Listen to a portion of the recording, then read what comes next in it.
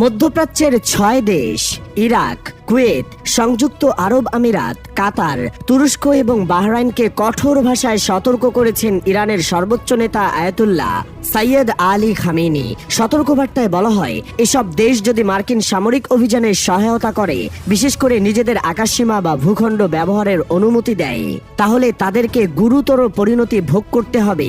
এক সিনিয়র ইরানি কর্মকর্তার বরাতে এমনটাই জানিয়েছে রয়টার্স। ইরানের সর্বোচ্চ নেতা আয়াতুল্লাহ সাইয়্যেদ আলী খামেনি দেশের সশস্ত্র বাহিনীকে সর্বোচ্চ সতর্ক অবস্থায় থাকার নির্দেশ দিয়েছেন। সম্প্রতি মার্কিন প্রেসিডেন্ট ডোনাল্ড ট্রাম্প ইরানের বিরুদ্ধে সরাসরি সামরিক অভিযানের হুমকি দেওয়ার পরই এই প্রতিক্রিয়া এসেছে। এই পরিস্থিতিতে ইরান সামরিক প্রস্তুতি জোরদার করেছে এবং নিজেদের প্রতিরক্ষামূলক অবস্থা দৃঢ় করেছে। এতে করে পুরো উপসাগরীয় অঞ্চল জুড়ে উত্তেজনা বেড়ে গেছে এবং যুদ্ধের শঙ্কা তৈরি হয়েছে।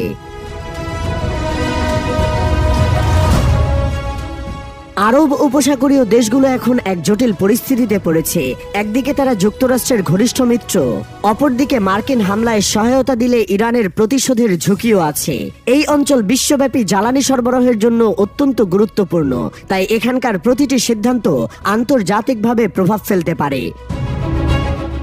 নতুন পরমাণু চুক্তিতে ইরানের ওপর সর্বোচ্চ চাপ কৌশল নিয়েছে মার্কিন প্রেসিডেন্ট ডোনাল্ড ট্রাম্প। সেই সঙ্গে হুঁশিয়ারি দিয়ে বলেছেন, চুক্তিতে রাজি না হলে ইরানের ওপর বোমা ফেলবেন। কিন্তু তাতে কাজ হয়নি, ফলে ইরানের সঙ্গে এবার সরাসরি আলোচনায় বসার প্রস্তাব দিয়েছেন মার্কিন প্রেসিডেন্ট।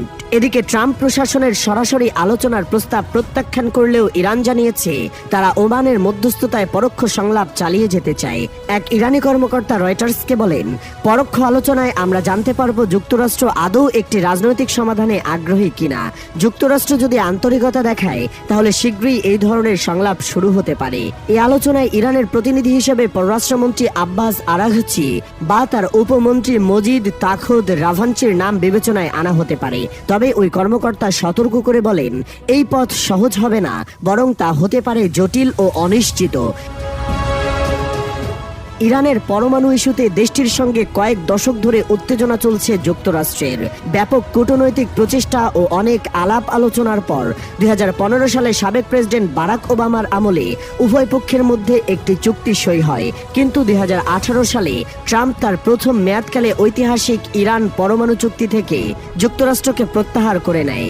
এতে ওয়াশিংটন তেহরান সম্পর্কে জটিলতা তৈরি হয়। দ্বিতীয় মেয়াদে ক্ষমতা গ্রহণের পর নতুন চুক্তির জন্য প্রকাশ্যে হুমকি দিচ্ছেন ট্রাম্প।